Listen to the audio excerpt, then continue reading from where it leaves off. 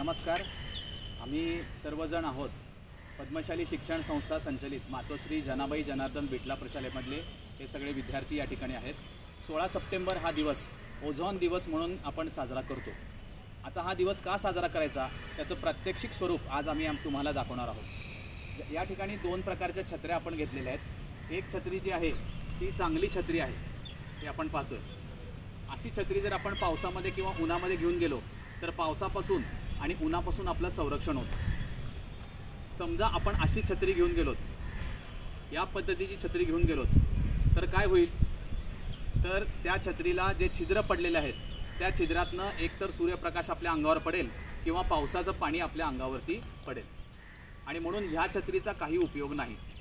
या ठिकाणी आपण पाहतो की ही पृथ्वी आहे आणि तिच्यावरती जी छत्री धरलेली आहे ती चांगली आहे आणि ही पृथ्वी हसत आहे. परंतु ही जी पृथ्वी या ठिकाणी आपण पाहतो ती हिरमुसली झालेली आहे, कारण तिच्यावरती जी छत्री आपण धरलेली आहे त्याला छिद्र पडलेले आहे. मित्रांनो, आपण 16 सप्टेंबर हा दिवस ओझोन दिवस म्हणून साजरा करतो.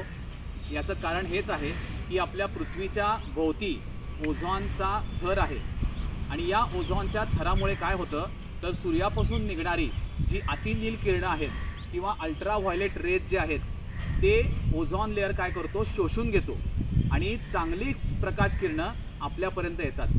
परंतु आता CFC वायू, क्लोरोफ्लोरोकार्बनसारखे वायू जे आहेत किंवा प्रदूषण यांच्यामुळे काय व्हायला लागलेलं आहे, तर हे जे ओझोनचा थर आहे त्याला छिद्र पडायला लागलेले आहेत आणि ही छत्री त्याचं प्रतीक आहे.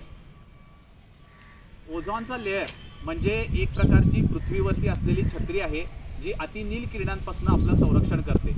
मात्र सध्या प्रदूषणामुळे आणि CFC वायूमुळे या छत्रीची किंवा या ओझोन लेअरची अवस्था अशी झालेली आहे आणि म्हणून या छिद्रांमधून हे सूर्यकिरण डायरेक्ट आपल्या अंगावरती येतात आणि आपल्याला स्किन कॅन्सर होण्याची शक्यता असते. आणि म्हणून प्रदूषण कमी करण्यासाठी CFC वायू जो आहे तो कमी प्रमाणामध्ये बाहेर पडावा यासाठी प्रत्येकाने प्रयत्न करणं गरजेचं आहे. म्हणून 16 सप्टेंबर हा दिवस ओझोन डे म्हणून साजरा केला जातो आणि बिटला प्रशालेचे विद्यार्थी म्हणत आहे की सेव्ह अर्थ. अशा पद्धतीने दोन पृथ्वी आपण या ठिकाणी दाखवलेली आहे. एक पृथ्वी हिरमुसलेली आहे आणि दुसरी पृथ्वी हसायला लागलेली आहे. आता या पृथ्वीला हसवायचं का हिरमुसलेपणा करायचं हे आपल्या सगळ्यांच्या हातात आहे. Thank you so much.